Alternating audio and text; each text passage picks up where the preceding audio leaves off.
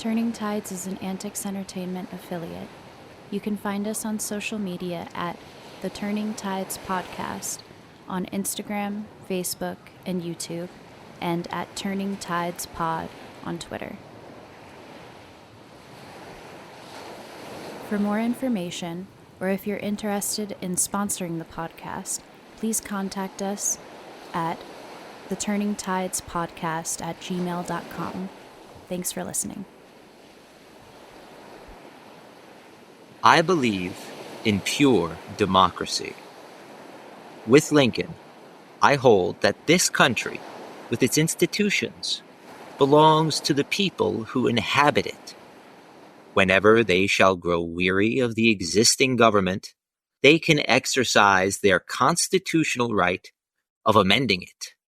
We progressives believe that a people have the right, the power, and the duty to protect themselves and their own welfare, that human rights are supreme over all other rights, that wealth should be servant, not master, of the people.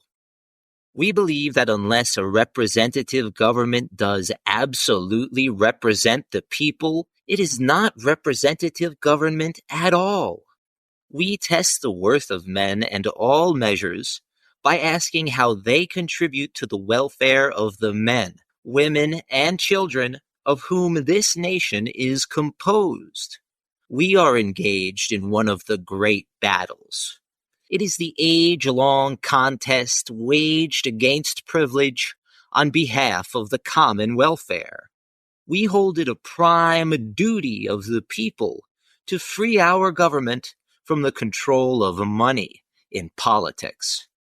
For this purpose, we advocate, not as ends in themselves, but as weapons in all the hands of the people, all governmental devices which will make the representatives of the people more easily and certainly responsible to the people's will.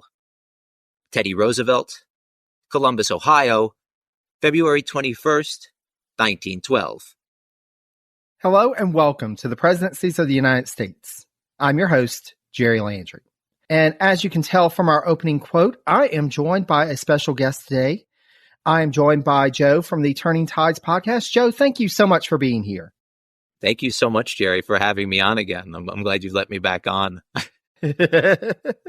Absolutely. I'm more than glad to have you here, and especially to talk through what was definitely one of the standout, unusual elections in presidential election history. We're going to be talking about the election of 1912. And it is unusual for a number of reasons, including but not limited to the individual who Joe read the quote from being in the midst of all of it as a third-party challenger. So we're going to get into TR as well as many more folks as we go along. But Joe, I just wanted to give you a moment for any of our listeners who have not tuned into the Turning Tides podcast yet. Give us a little snippet of what your podcast is about and where folks can find you. Sure. So, again, thank you so much for having me on. I always appreciate coming on your show. You're really amazing to talk to, and you're a great human being and person all around. So thank you. Yeah, so the Turning Tides podcast is a podcast about history. I'm trying to cover lesser known aspects of history from places you don't usually hear a lot from. I'm talking about places in like Southeast Asia, Africa, South America. These are places in my main area where I'm focusing on. And I think it's important to show the stories of people from these places because it shows how we got to the place we are. And with the 1912 election specifically, it shows how America got to the place it is. I try to focus on it from a more humanitarian point of view. I focus on it from the people's perspective, as opposed to, the great man of history theory or other theories like that, which focus on an individual's perspective.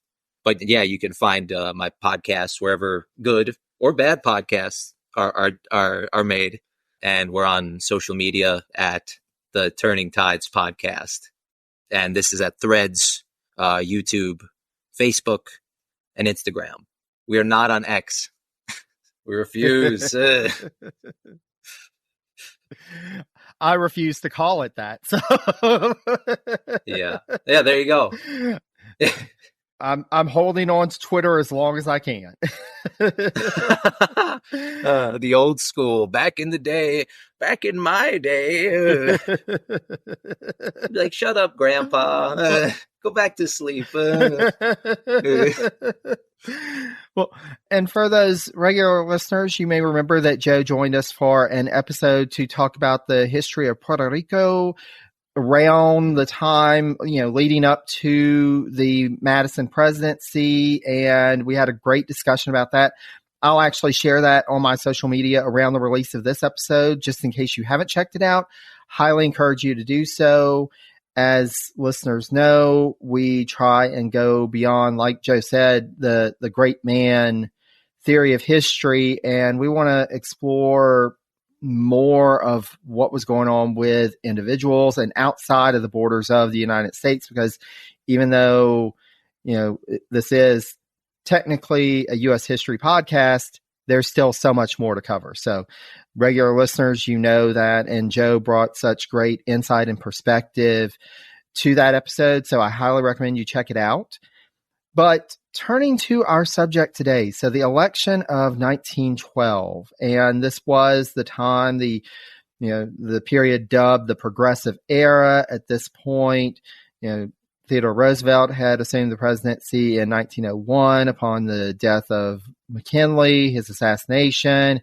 He had been president for, I think it was around 7 years, and decided for some reason in 1908, 1909, he was going to leave the presidency.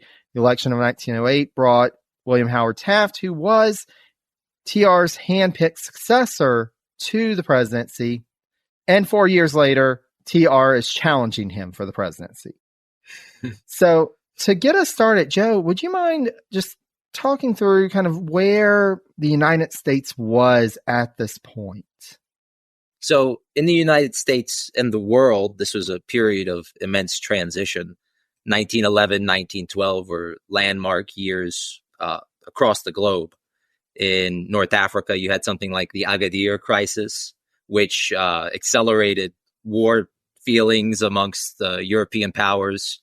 This led to the Italo-Turkish War over Libya, which turned into a brutal, dreadful conflict for all parties involved. And that precipitated into the Balkan Wars, which precipitated into World War I. So there was very much a stone rolling down the hill sort of time in the rest of the world. In America, like you said, it was the height of the progressive era. There were a bunch of different new ideas about the way things should be run, or maybe not new ideas, but they were coming into a mainstream sort of place. Talking about things like socialism. Socialism was a very popular idea, not just in America at the time, but across the globe. You had things like the Paris Commune, and there were numerous socialist parties in Germany, which still exist today. The Labour Party in the UK, a prime example. And around this sort of progressive movement, you had a nascent labor movement. The labor movement in America is a very complex, interesting story. I cover it as well in my podcast. I cover it in like 9 episodes, something ridiculous like that. It was too much. I cover that, and basically this starts up for more or less, gets the ball rolling after the Civil War is when the labor movement really kicks off. And the main factions of the labor movement, I guess you could say, were the revolutionaries and the reformists. The reformists were led by a very proud and powerful, some would say conservative, trade union movement, namely a guy named Samuel Gompers. He was a Jewish Dutch immigrant, but he was an American patriot nonetheless. He founded the AFL, which still exists today. It is a union with 15 million members. And the revolutionaries were they were a part of the main revolutionary group were the IWW, or the International Workers of the World. These guys were syndicalists. Basically, a syndicalist is someone who wants unions to become so powerful that eventually they assume the apparatus of the state and they get rid of the state altogether. They didn't really go into detail how exactly this would happen, just through a general strike. So these were the two main factors that were opposing each other in the labor movement. And against the labor movement itself, you had the bosses and trusts, which ranged the gambit from the steel trusts. You had sugar corporation trusts. You had a bunch of different railroad trusts, which made life more or less hell for the people who worked for them, and did this intentionally over the course of many decades. And this is why there was such a push for the labor movement to become more mainstream. Teddy Roosevelt was so important to the labor movement because he was the first president to actively sit down with both labor representatives and big business representatives and try and, meet in the middle somewhere. He did this in 1902, I think. So this is sort of the background for when we go into 1911, 1912. 1911, there's a massive fire in New York City. It's called the Triangle Shirtwaist Fire. Kills hundreds of workers. Just the year before, they were campaigning and striking for better working conditions and more rights, which would have negated a lot of the effects of this fire. So this was a huge sticking point for more change happening in the world. In 1912, there was the Lawrence strike, the Lawrence textile strike in Massachusetts. Lawrence was a city mainly composed of immigrants. So they became ready scapegoats for the authorities, and this strike dragged on for months. And in the most infamous or famous example, I guess, from whatever point you're looking at it from, the strikers decided to send their children away to foster homes to, release some of the financial burden of the strike. And the authorities stopped the children from going aboard the train. So you had this situation where the police looked really bad, snatching a bunch of kids from their parents. It was a bad situation for the Lawrence authorities, so they had to end up acquiescing to the IWW's demands. And that was a major turning point for the labor movement in general. And this is where we sort of end up in 1912, where this giant titanic struggle, there's another one, the Titanic occurs, it sinks in the Atlantic, but it happens the same year. And it actually takes the life of one of the aides of William Howard Taft, who is a huge part of the story. Archibald Butt is his name. Yeah. Yeah. And you brought up a few good points here to kind of keep in mind as we get into what happens in the election.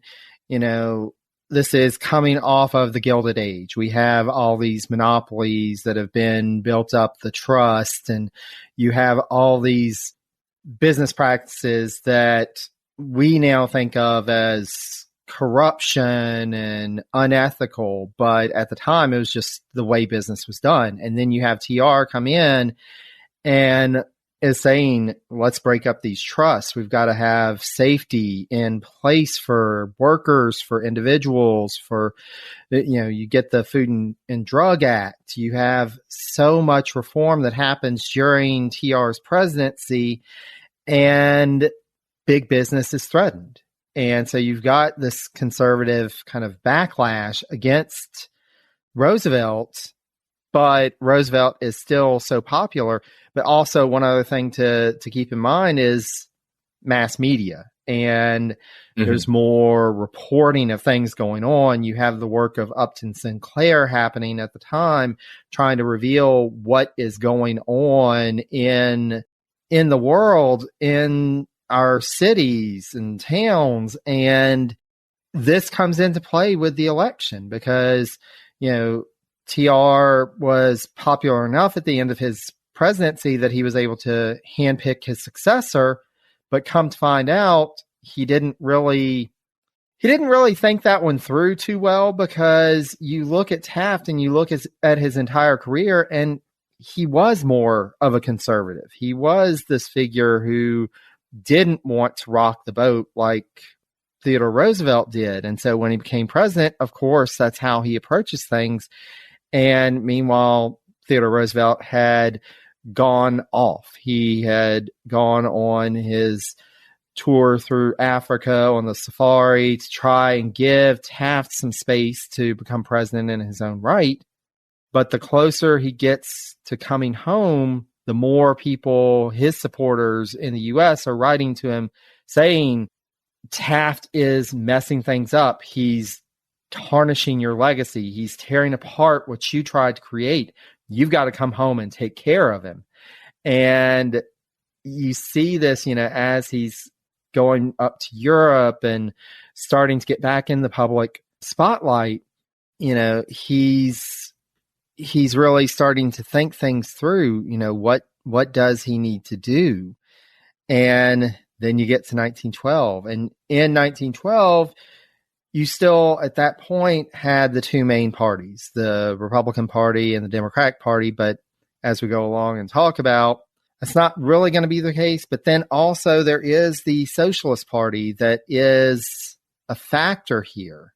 And so we'll get along to talking about that as well. But let's start with Taft. So, Joe, your impressions on Taft. I've talked a little bit about him, but I just wanted to see kind of what your impressions were.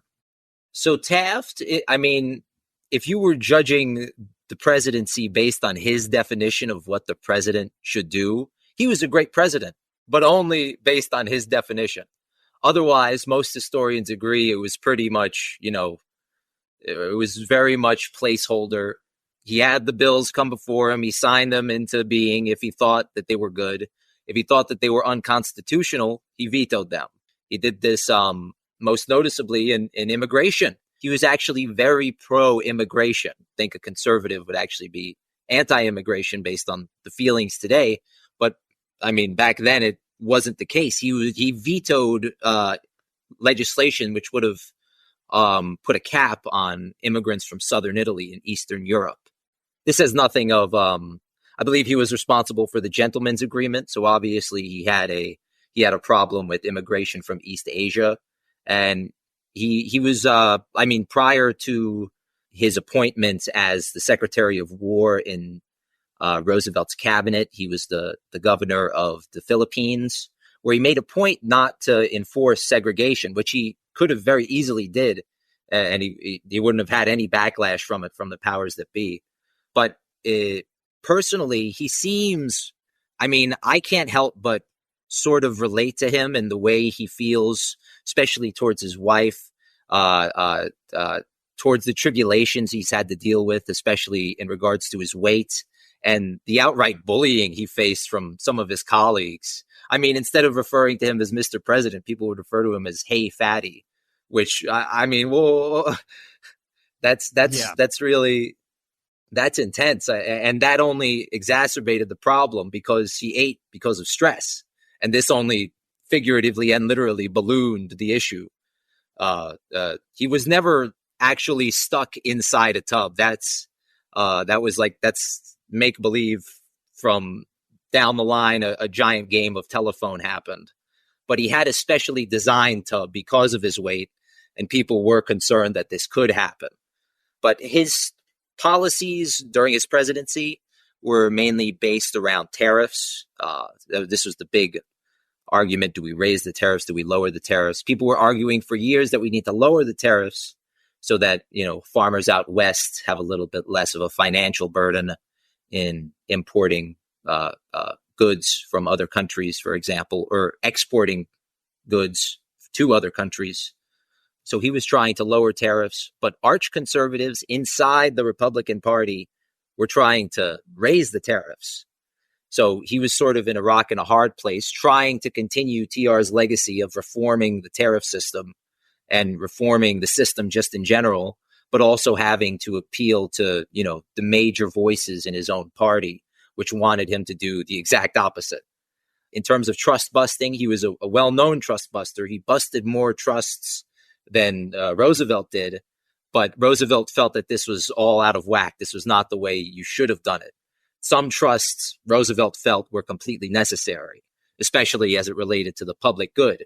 If there's a coal trust that goes under, that's going to skyrocket the price of coal, and that's going to hurt everybody.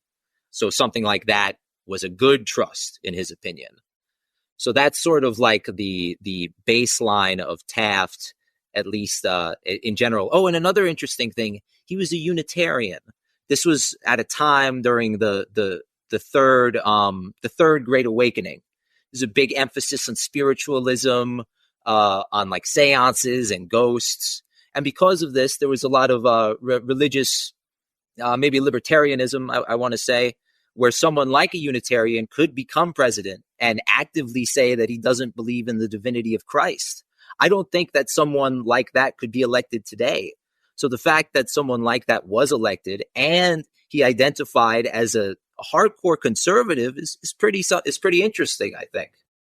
Yeah, and Taft, you look at his presidency and it's awful. It starts with the fact that Taft really didn't want to be president.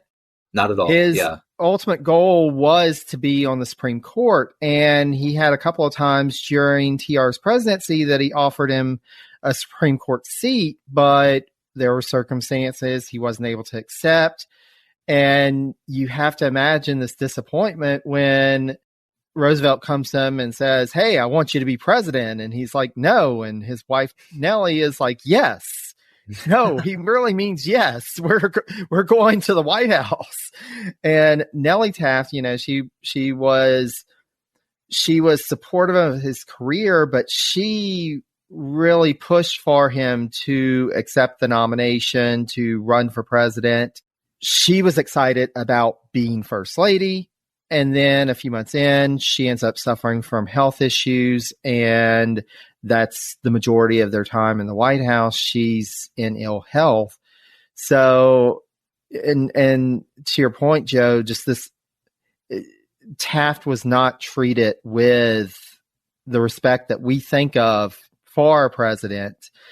And he struggled the entire 4 years. It was just a miserable time. He was trying, the party was basically torn between more of the conservatives and more of the progressives. And here you've got this reluctant president trying to keep it together because he knew Roosevelt was looming. Roosevelt was looming over all of this. And yeah, it's almost akin to that idea of, John Adams taking over from George Washington. How can anybody match up to George Washington?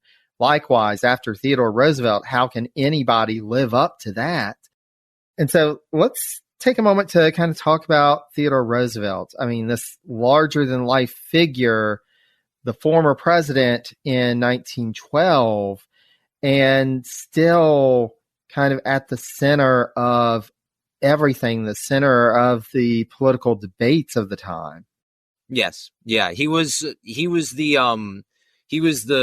shadow behind everything. I mean, like you were saying, when Taft heard Mr. President, he would turn around and think that Theodore Roosevelt was standing behind him, ready to, pounce.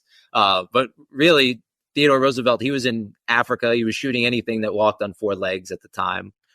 And he was hearing all this news coming back about how weak Taft was, about how he's letting all the reforms that Theodore Roosevelt passed originally go by the wayside in favor of a more a conservative agenda, in favor of more business interests, etc.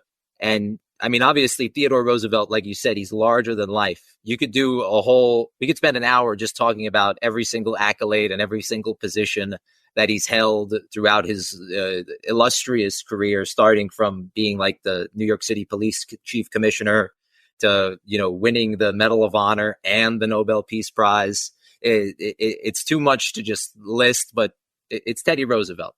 He's basically every child's and most adults' favorite presidents. Let's be honest. And it's not without reason. He did do plenty of things that helped the country along, I think, in a major way. I mean, you aren't living and then get your head carved onto Mount Rushmore unless you were doing something pretty important. And people obviously realized that he was, especially during his time in office. When he returns to America following his shooting rampage in Africa, it's called the Back from Elba bandwagon. because in reference to Napoleon, he was such a huge figure that they're comparing this dude to the Emperor of France. Yeah. So he like I said before, he felt his antitrust laws were incoherent. One thing he was for, which conservatives in the Republican Party weren't, was for the women's vote. He was for industrial unions, and he was for direct primaries. These all went against some of the philosophies of people like Henry Cabot Lodge or Elihu Root, people like that, who were all against these fundamentally.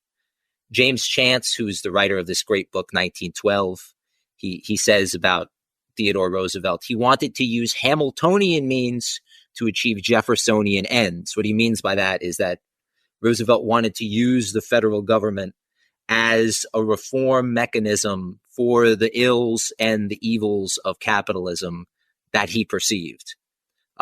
He wanted to do away with things like child labor, wanted to increase the rights of workers, the rights of or the ability for workers to get unemployment benefits, things like this. These were all important parts of everything he wanted to do. Another important aspect of this new progressive movement, which came about after he lost the Republican nomination, he wanted to incorporate the Southern vote into this progressive coalition that he was building. So in order to do this, he barely mentioned race. He wasn't, at the time, I guess he was a racial progressive. Today, he would be your crazy uncle at Thanksgiving. But then at the time, he was very progressive in terms of his racial politics. He famously invited Washington to the White Booker House. T. Washington, yeah. Booker T. Washington, I apologize. Yes, Booker T. Washington. Yeah. And he got a whole bunch of backlash from that. But on the other hand, he famously gave dishonorable discharges to the entire regiment of Buffalo Soldiers in Texas, based on nothing else than hearsay, which was a pretty damning indictment of his pro-Southern feelings, how he wanted to incorporate the South once more into the Union, because there was still this huge division. And he felt that he was the guy who could bring the country together. This ended up not being the case even a little bit. He didn't win a single Southern state. He won like a county in Austin, Texas, and I think he won Eastern Tennessee. But besides that, he didn't win a single a Southern electoral vote. Yeah. Yeah, and it's interesting, and thank you for bringing up the matter of race in America at this point in history, because it's really important. Yeah, this is the time. This is post the Jim Crow South really being solidified. You have the Wilmington riots in 1898, and you have certain people, and it's interesting. I had an author on a while back who wrote about the relationship between Theodore Roosevelt and Henry Cabot Lodge. And one of the things that he talked about in his book was that they would at times do things that on the surface seemed like they were more progressive in terms of civil rights. And you brought up the invitation for Washington to come to dinner at the White House. Likewise, Henry Cabot Lodge would push for certain things in the party. He pushed the Lodge bill in Congress, which on the surface was about civil rights, but really it was about getting votes. These were not people who were, progressives in terms of thinking of equality for people, of thinking of racial equality. They were very much, they did not see the races as equal. And that's important because this is going on at a time lynchings are prevalent. There's been push after push after push for decades for an anti-lynching bill, and nothing happened. And politicians didn't want to talk about this. And it's interesting because we've got this in this election, this is happening in the nation as well. Mm-hmm. Yeah, and I mean, it's called the nadir of race relations in America. I think that's way too mild a phrasing for it. I mean, 6 million people were displaced from their homes. I think that a more correct way to phrase this is an ethnic cleansing, and that's really what occurred in the South. Yeah. I mean, 6 million people don't leave their homes unless they have a reason, and they definitely did. Yeah. And I'll give you an example. In 1912, in Forsyth County, Georgia, there was literally an ethnic cleansing. 98% of the population of Forsyth County's black people left because of terrorism, because of threats, because of outright violence and lynchings and bombings and the murder of their cattle and livestock. This was a campaign of terror, which was basically allowed by many state governments or passively allowed by the federal government, which was the case in Theodore Roosevelt's administration and in Taft's administration. And it's a sad fact that, on the other hand, on the Democratic side, the trade unions, conservative trade unions, decided to ally themselves with Woodrow Wilson's, more or less white supremacist administration in the hopes of gaining more rights for white workers, knowing full well that this would disenfranchise black workers even more and force them into becoming strikebreakers, which they were used as, usually against their will and at the detriment of their own livelihoods. Yeah. Yeah. And that kind of brings us to, I think this is a good point to bring in our third character here, Woodrow Wilson, the man who would ultimately become the Democratic candidate for president that year. But it wasn't necessarily guaranteed that Wilson was going to end up on top. And at the time the year started, it wasn't as likely that he was going to win anyway, because at this point, this was 1912. Since the Civil War, there had only been one Democratic president, and he had served the 2 non-consecutive terms, Grover Cleveland, who was from New York. Yeah. And I was going to say, there haven't been any Southern presidents at all, I believe. Yeah. And while Wilson technically comes from the North because he was living in New Jersey, he's originally from Virginia, and that plays into the makeup of Woodrow Wilson. Yeah, definitely. I mean, he was born in the antebellum South, if I can use that antiquated phrase, to a minister father who was, in every sense of the word, very emotionally abusive to him. He didn't, anything that Wilson did was not good enough, no matter what it was. If he made a single mistake, it was like hell itself has come to Virginia to claim his son. And this influenced Wilson's worldview. It influenced his short temper, and it influenced his famous inability to compromise with other people who disagreed with him even slightly. This was amongst his friends. If he had a friend who disagreed with him over a single piece of legislation, that friend was dead to him. They didn't speak again. And not only did they not speak, Wilson made it a point to destroy their political career and run them out of office.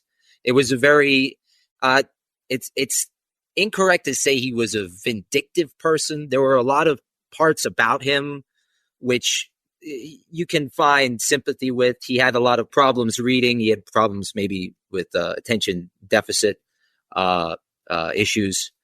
But besides that, this can all be pointed to at his upbringing.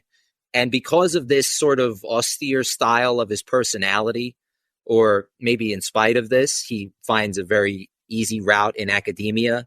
He goes through the ladder very quickly of promotions until he's the head of Princeton, I believe. And then he uses that after he fails to reform the university system there. He uses that as a springboard to electoral politics, first in the state of New Jersey, and then eventually as this dark horse candidate for the Democratic nomination. He wasn't even really in consideration. There were 2 or 3 other names ahead of him, which were considered the main contenders. But the fact that he had little political involvement to begin with was, I think, a huge point in his direction. He also had the acquiescence of the political machines of the time, which still ran plenty of democratic states, especially in the Deep South and in the major cities like in New York. Yeah. He at first was pretty much an avowed conservative. He was against immigration. He made outward remarks against unions, against the open shop system, which was a big union sticking point at this time. But he realized, I think, that the tides were turning. And you see what I did there? Yeah. No, okay. I see what you did there. I love it. He realized the winds were changing, and he became a reformist in many respects. And once he got the approval of many of these trade unions who promised to support him, he became even more of a reformist in this respect. And once he becomes president, he is actually very much remembered as a reformer for workers' rights, at least initially. Yeah, and it's interesting, like Wilson is definitely one of those figures in presidential history that you really get the sense that he just, and I'm going to go back to the ocean analogy, he rides the wave.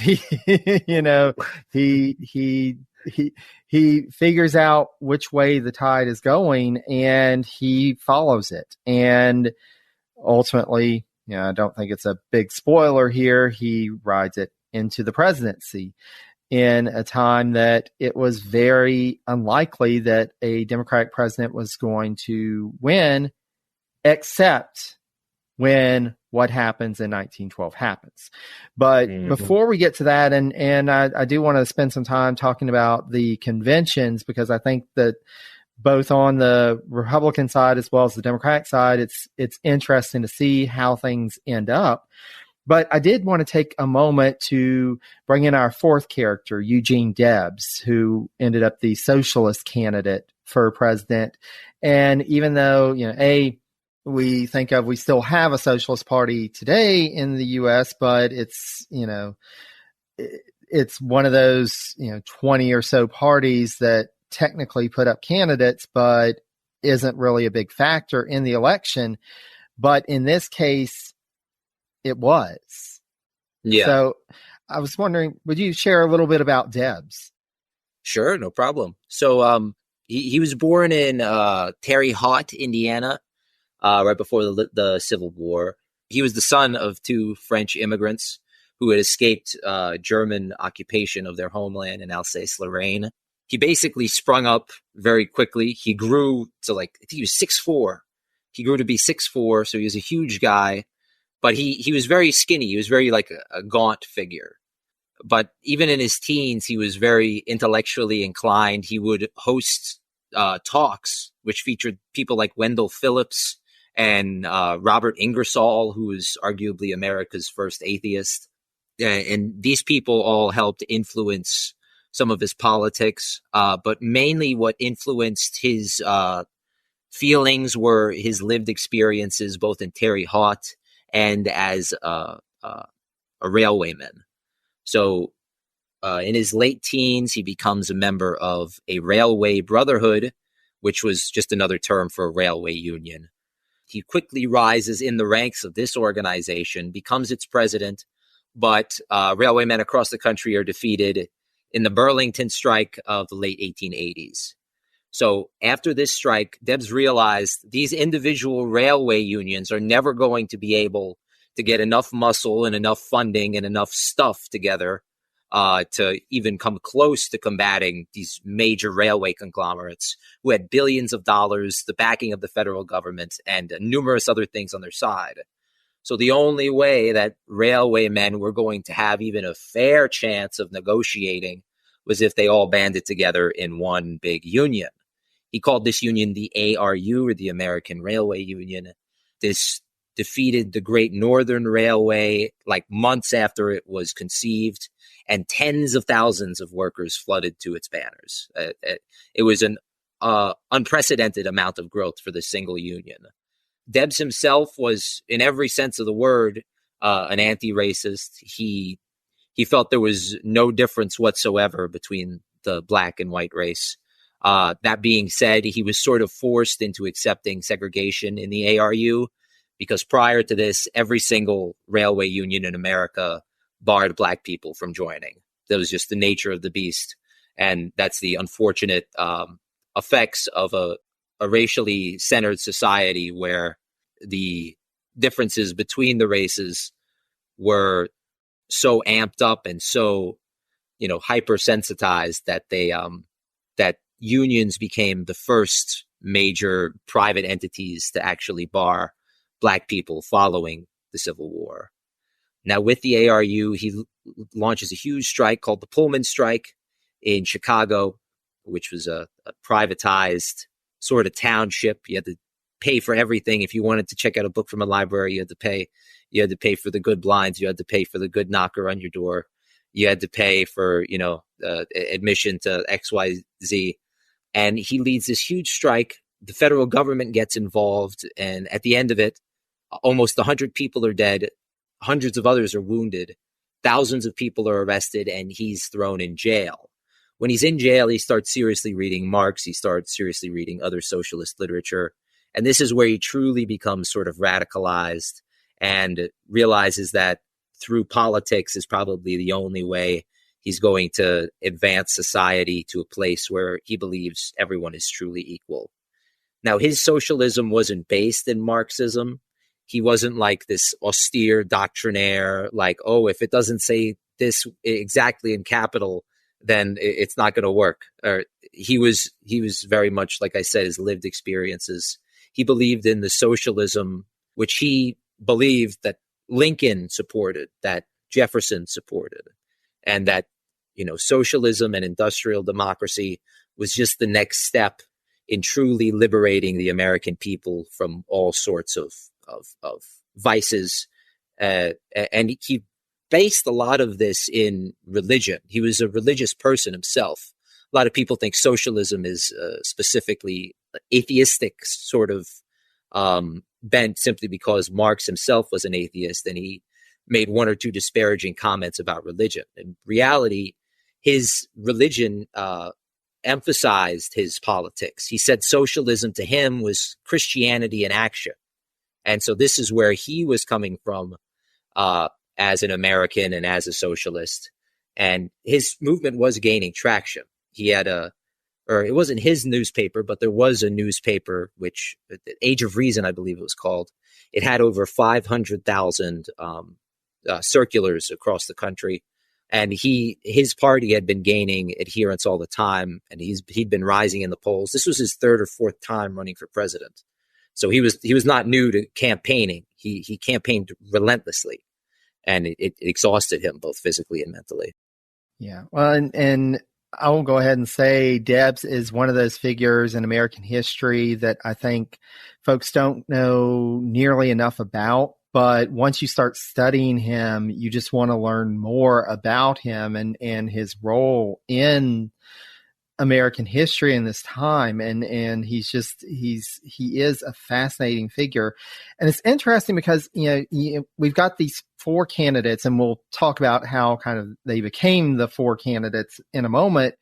But you have these four candidates who are all kind of in their own way thinkers or, scholars of something. You have Taft, who's more of a legal scholar. You've got Wilson, who his rise to political office came because he studied the Constitution. He studied governmental structures. You've got Debs. You've got TR, who was constantly reading. And it's just so fascinating that these four individuals end up running for president this year. But then also the varied experiences. And I would say the one who ended up as president probably had the least experience with campaigning or politics or anything like that. And it's really fascinating to juxtapose these four individuals in this one period of time.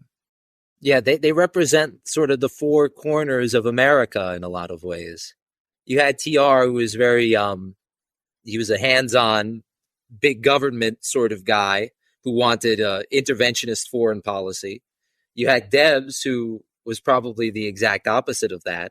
You had Wilson, who was a states' rights segregationist, and then you had Taft, who was a immigration-loving conservative. So, yeah, it's quite a motley crew here. yes, it's a very interesting. It's such an interesting election because also all the aspects of it are so modern in the sense of what they were dealing with. I mean, we're talking about workers' rights. We're talking about the rights of women.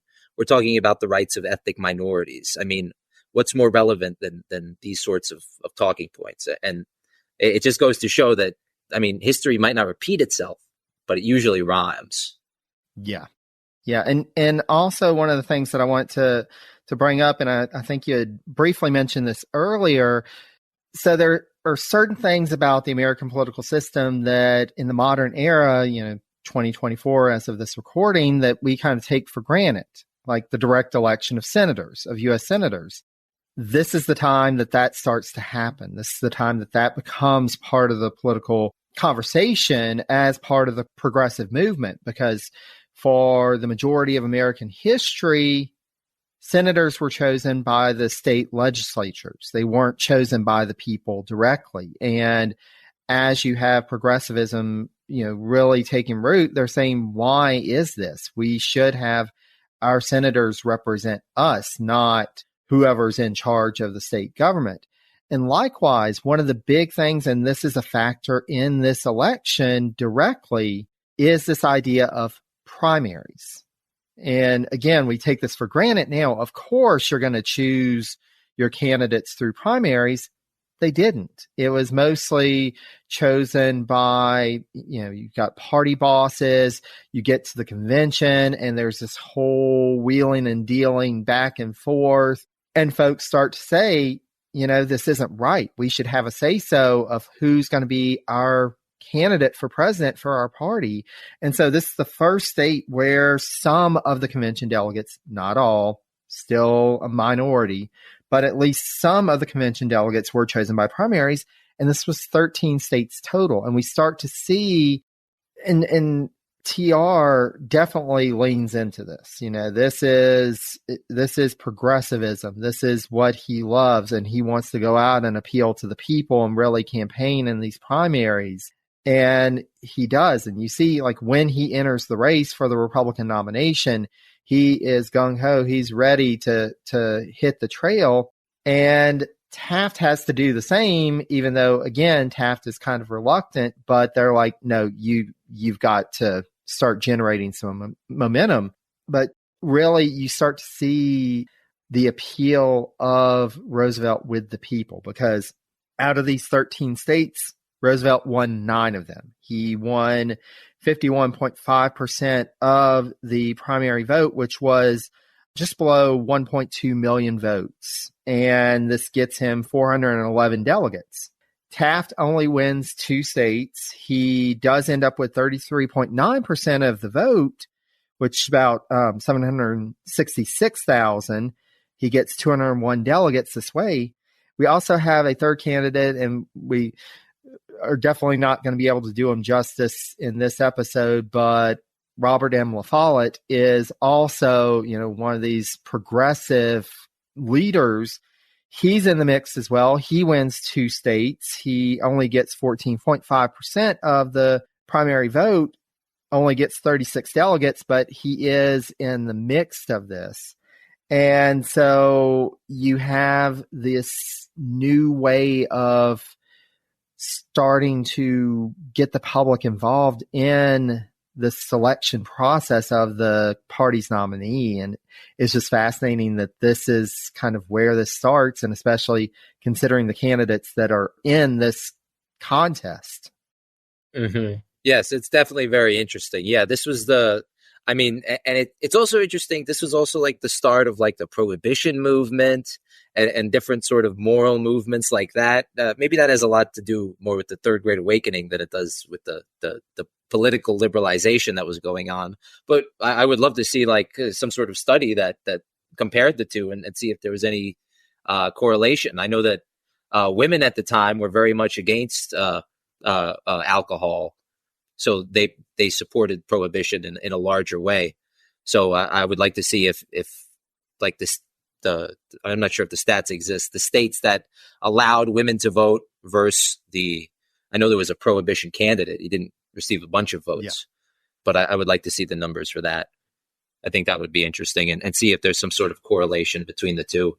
Yeah. And again, like that's one of the things that I think is most fascinating about this election. There's just so much going on at the same time and in the mix here. And even beyond just the big personalities involved in this, is just all of these movements and how is this affecting the political, social, cultural life, and how is what's going on in the world and global movements impacting this. It's just there's so much. It's so fascinating.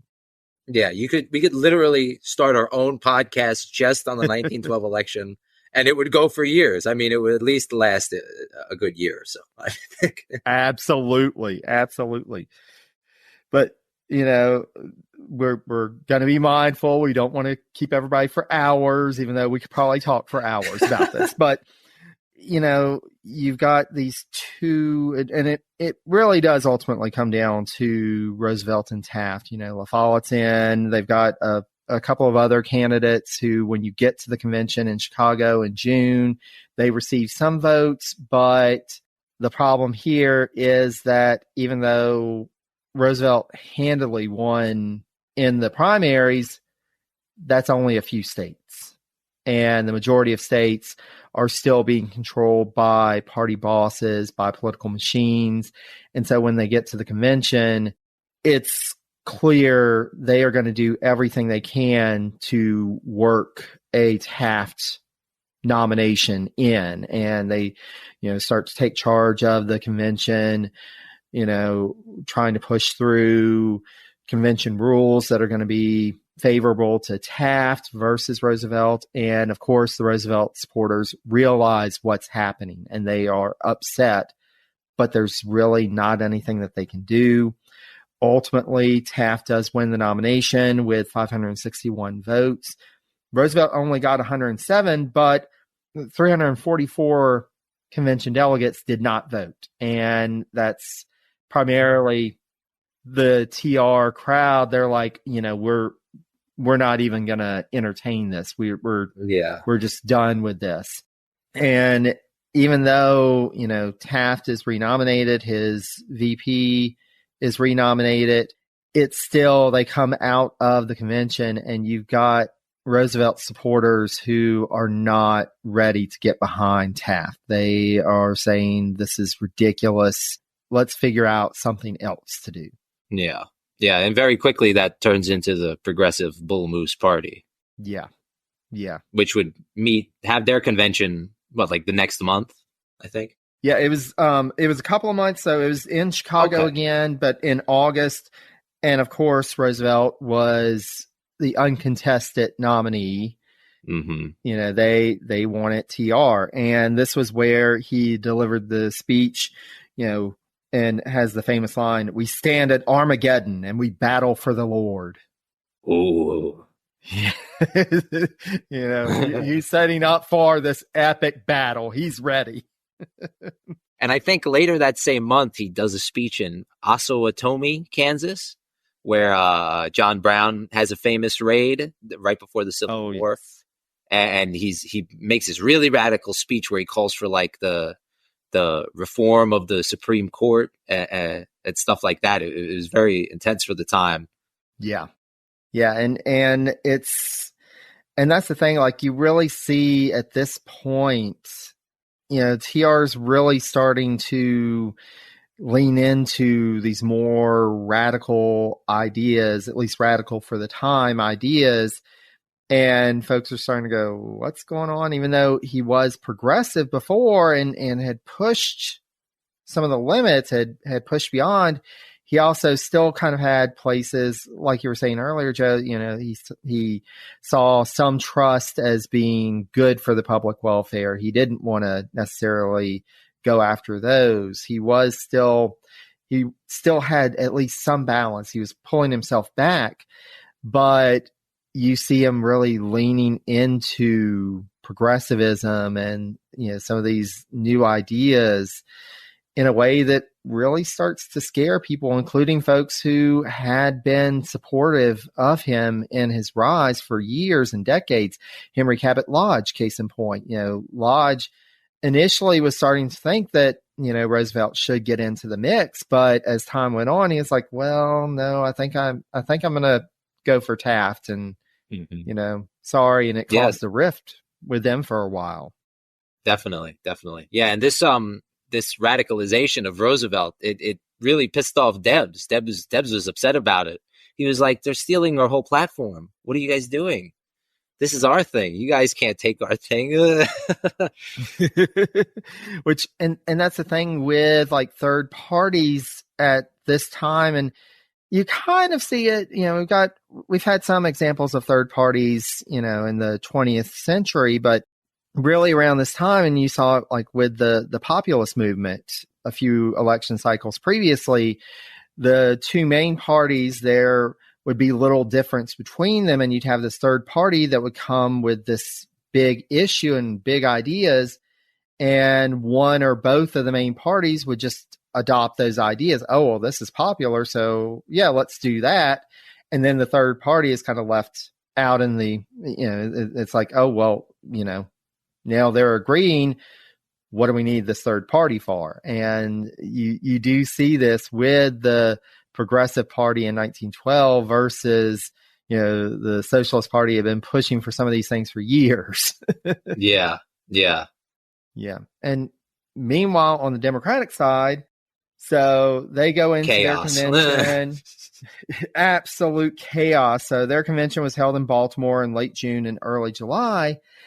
And here we really see that Wilson was not necessarily, it wasn't a guarantee that Wilson was going to get in. In fact, he really wasn't the favorite coming in. The favorite coming in was Speaker of the House Champ Clark of Missouri, politician for decades. He was well known in political circles. He had been working to consolidate his control of the party for years in order to run for president. And then you get this upstart Wilson who's been in office for all of 5 minutes, who now thinks that he's ready to become president. It's very much, it reminds me of Hillary Clinton, Obama, 2008. Yes. Obviously, quite a few differences between Obama and Wilson. Just a few, and I think Wilson would be the first to point them out, probably. I think he just turned in his grave and Hey, if we can make Woodrow Wilson turn in his grave, I think we've done our job. That's my goal, is to make Woodrow Wilson turn in his grave. But like you said, Joe, this was absolute chaos. This was, and coming in, primaries have been held in 12 states. On the Democratic side, Wilson and Clark were tied with 5 states each. Wilson took a slight lead in the vote count with just over 435,000 votes, 44.6% of the votes. Clark's 405,000, 41.6% of the vote. So it was really neck and neck coming in terms of the primaries. It wasn't like on the Republican side, there wasn't a clear winner. And so going in, Clark held the lead for quite a number of ballots, but the problem was they still had the 2/3 rule. You had to get 2/3 of the delegates in order to win the nomination, and Clark just wasn't able to make it to that point. And meanwhile, you have Wilson kind of slowly catching up, and finally on the 30th ballot, Wilson managed to get a few more votes than Clark, and it kept going, and finally 46 ballots later, after 46 ballots, this was the most ballots cast at a convention since 1860, finally Wilson gets the nomination. Yeah, it was quite something. Yeah. And I don't know if it's directly related to this or not, but to date, this was the last major party convention to be held in Baltimore. I think everybody's trying not to have a repeat of Baltimore. That's bad juju. No, thank you. Like there are plenty of other cities to go to. That's okay. We'll go to South Carolina. That's okay. There we go. So, we go into this campaign and, again, like any other circumstance, Wilson really wouldn't have stood much of a shot. But now we have the progressives have split from the Republican Party. We have basically a split party on the other side, and this is Wilson's chance.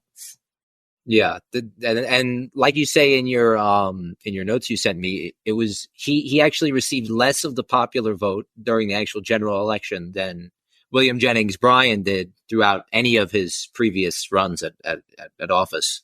Yeah, and that's something important to consider. This is the first time in a while.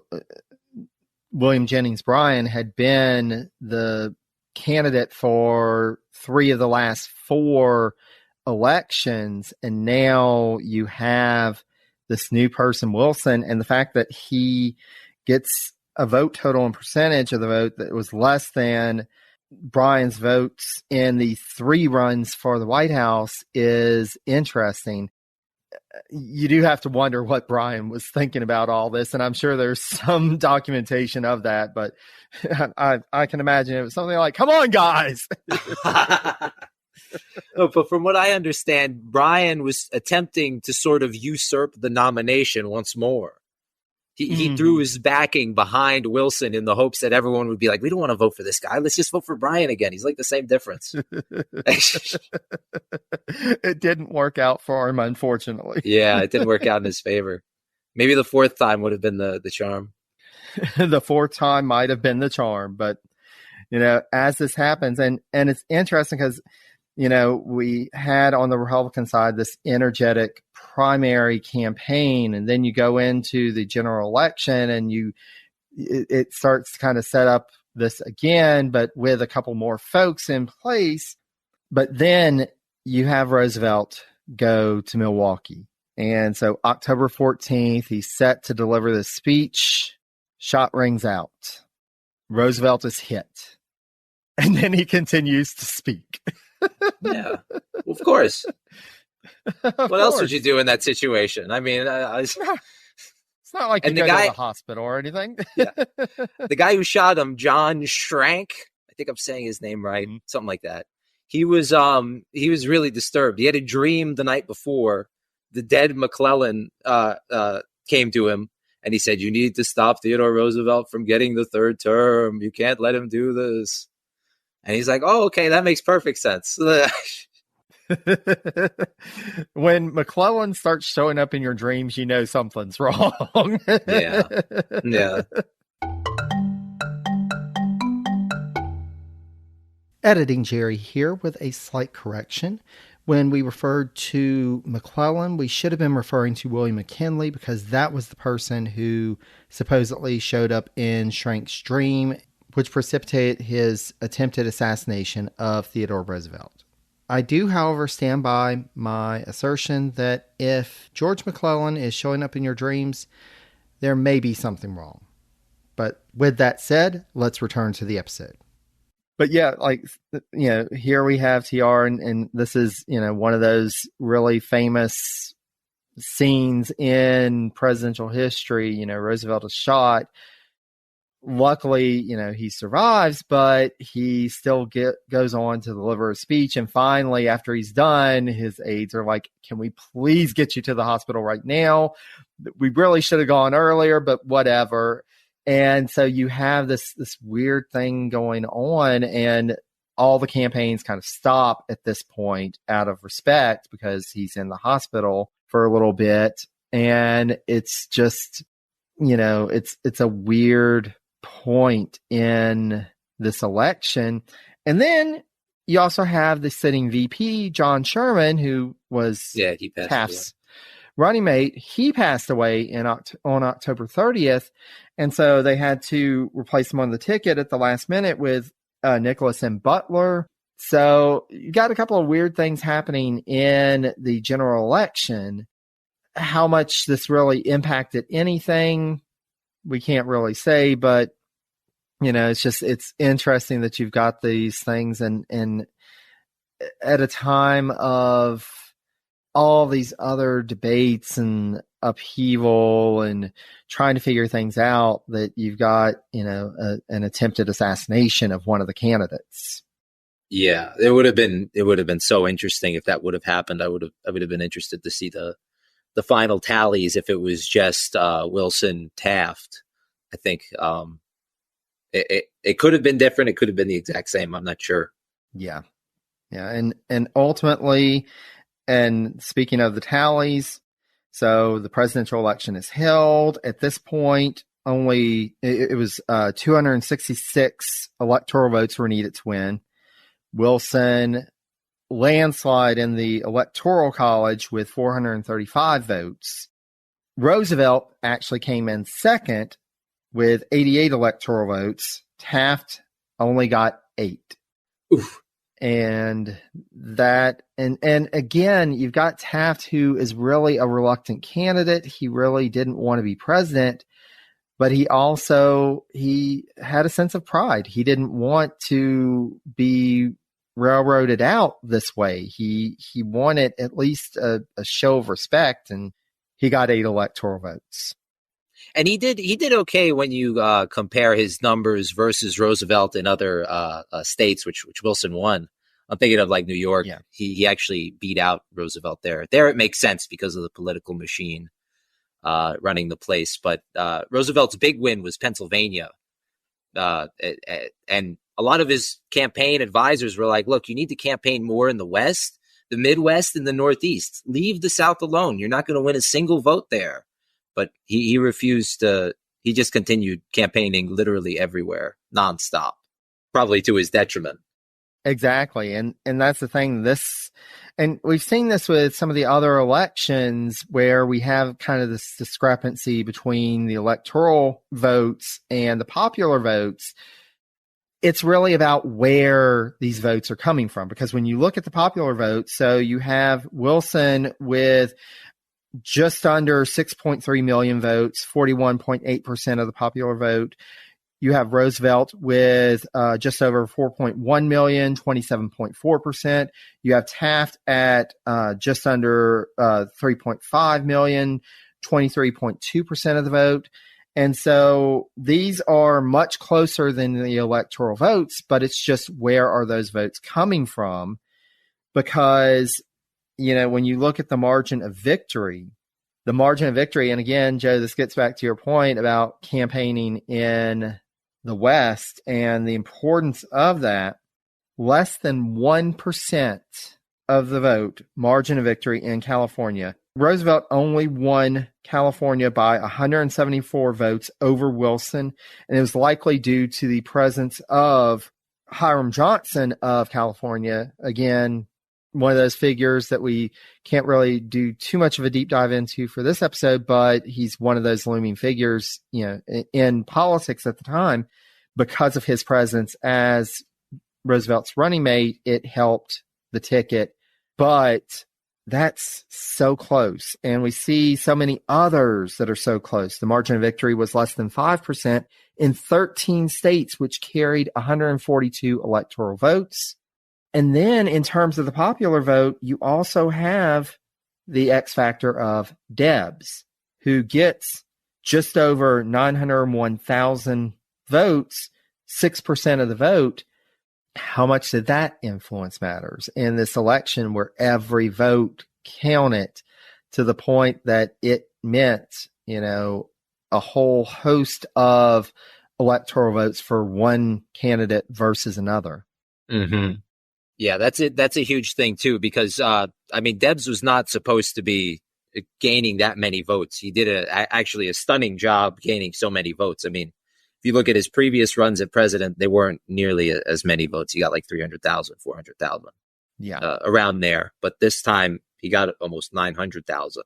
like you said, 6% of the nation's population voted for him, which is nothing to sneeze at. That's a huge number. That's more than like Ralph Nader got in like 2000, I think. Exactly. And, all of this and all these factors, they ultimately end up in this result. And you see, like, there is so much when you start to break it down. This was the first time since 1852 that Iowa, Maine, New Hampshire, Ohio, and Rhode Island voted Democratic. So you've got all these states in the North and Midwest that are voting Democratic for the first time in, for many people, living history. Yeah. The first time ever that Massachusetts voted for the Democratic candidate for president. We know that that's gonna become more of the norm than the outlier, but at this time it was a big deal. And really only in 12 of the 48 states did a candidate win a majority of the vote. And 11 of those were Wilson in the southern states, which points to the point that you had brought up a couple of times, Joe, that why was Roosevelt campaigning in the South? He was never going to win the solid South. Yeah, and it's not like Wilson was like a northern Democrat or something where then it's conceivable. He's literally from Virginia. I don't understand. It didn't make any sense. They were obviously going to vote in unison for him. And in places like South Carolina, it was like 98% of the population was voting for Woodrow Wilson. It was insane. Exactly. And it's just, there, again, so many moving parts in this election. And ultimately, it brought Wilson to the White House, and that would have ramifications, and in some ways, Wilson does carry forward a type of progressivism. We see he becomes the first president since John Adams to actually deliver the State of the Union address in person to Congress, and this becomes the trend from here on out. We have a couple of instances where folks can, will just send the written message, including Wilson, when, of course, he has his stroke and is unable to physically go. But by and large, after this, it's expected that the president goes in person to deliver the State of the Union address. And again, something that we kind of assume and take for granted nowadays. It wasn't the case. This was a change in this time. You see the founding of the Federal Reserve, again, something that is just a key part of the structure of the United States nowadays, something new. This was something new at the time. The income tax? The income tax. You have the income tax, again. Unfortunately, it's one of those things, we now joke about that there are two guarantees in life, death and taxes. And this is where that second one kind of comes in. But yeah, unless you're a multi-billion-dollar company, then you don't have to pay any taxes. You're good. Exactly. Then you're good. We obviously, corporations are people. It's fine.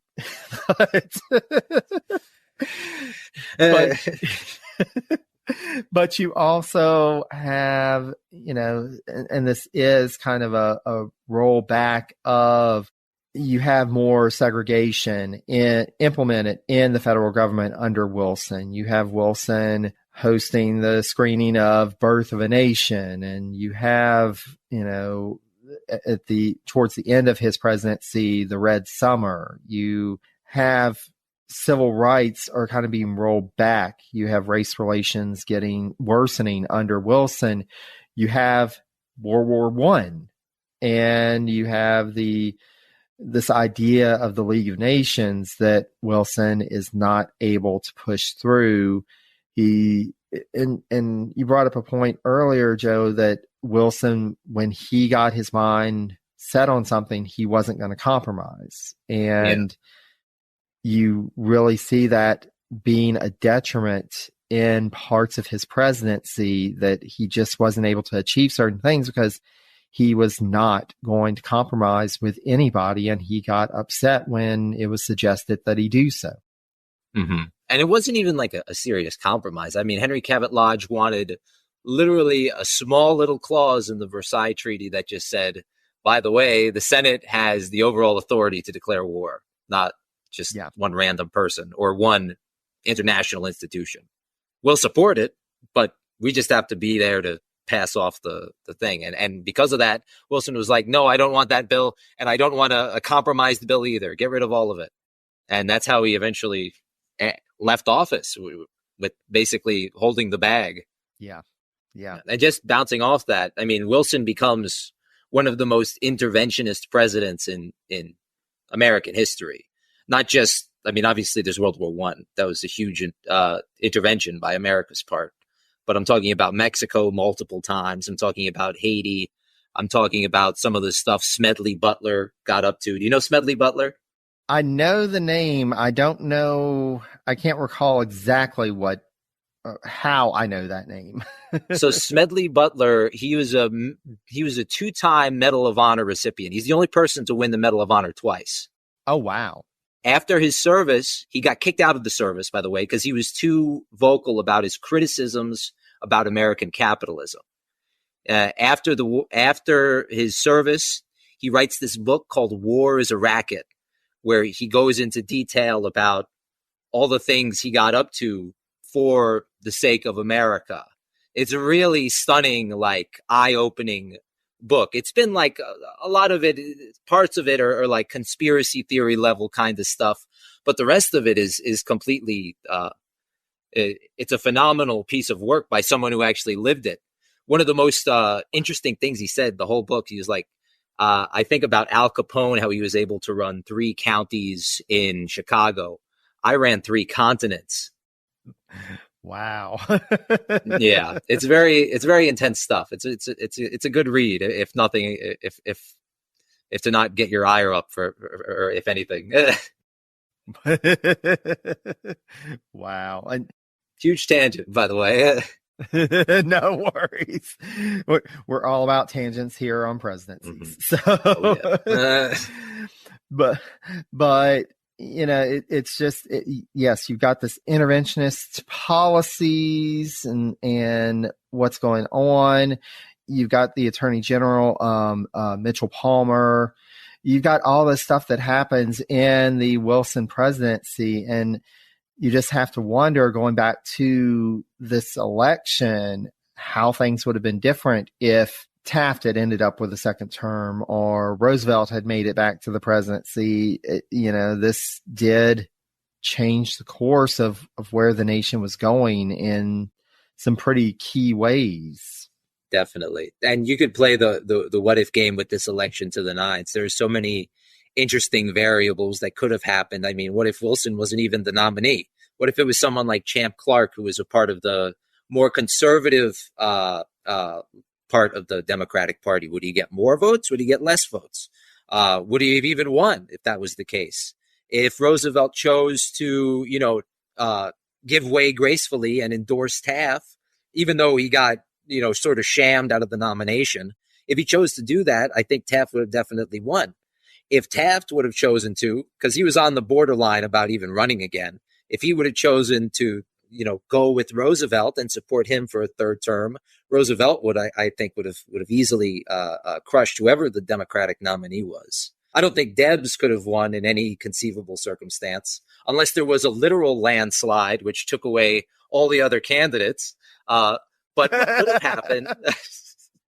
When they went out to California. Yeah. They're out in California. Debs has this all set up, and he lets the dynamite go and causes the landslide. Then he becomes president. No, but what could have happened is that he could have gained a lot of these votes from the progressives, and maybe it's not 6%, maybe it's like 10 or even 12%, and maybe he's able to win a state like Nevada. Nevada, he had like 30% or it was a lot of the population voted for him in Nevada. And then eventually this socialist party can morph into an American Labor Party, which could mirror the Labor Party in the UK and be a valid option for the far left in America, as opposed to the Democratic Party today or the Republican Party of yesteryear. Yeah. Yeah. And that's the thing. It's so fascinating. There's so many ways that this could have gone, of course, history has been written. Wilson became president, but I think it really speaks to the diversity of what was happening at the time and all the issues that were coming up. And this is really one of the first elections that it feels like what we think of in the 20th and 21st century as a presidential election. And this only increases, as more states and eventually all states hold primaries and caucuses to choose nominees, as we get more of this idea of the electorate being involved in politics and an expanded electorate. You finally have in 1920, women have the right to vote across the nation in the presidential election. As you start to have, civil rights bills, and people of color are starting to be able to vote in larger turnouts, it feels like the beginning of modern presidential elections. Yeah, I would definitely agree with you, Jerry. And it's like, I think this election sort of lays the foundation for the party switch. I know so many people argue like, oh, when the party switch happened, did it happen in the 60s? Did it happen in the 30s? Did it even happen at all? I think it's very important to note that this was the first time that the Democrats truly embraced some sort of reformism, which eventually morphed into the New Deal. I mean, you saw this in Wilson's administration.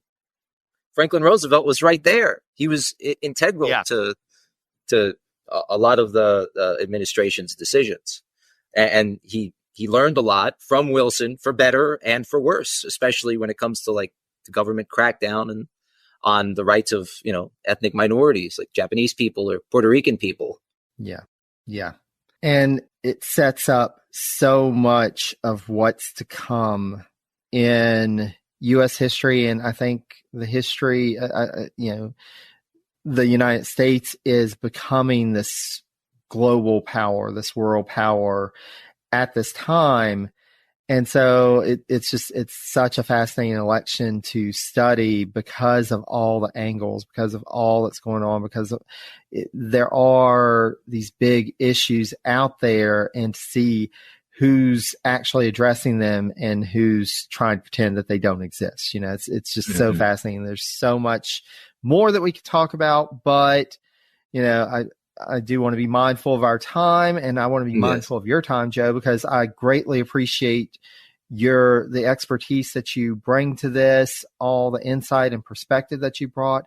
But as we're wrapping up our conversation, I want to give you a chance just to share, like, what do you think is your key takeaway from this election, and what do you see that we should take away from looking at this election?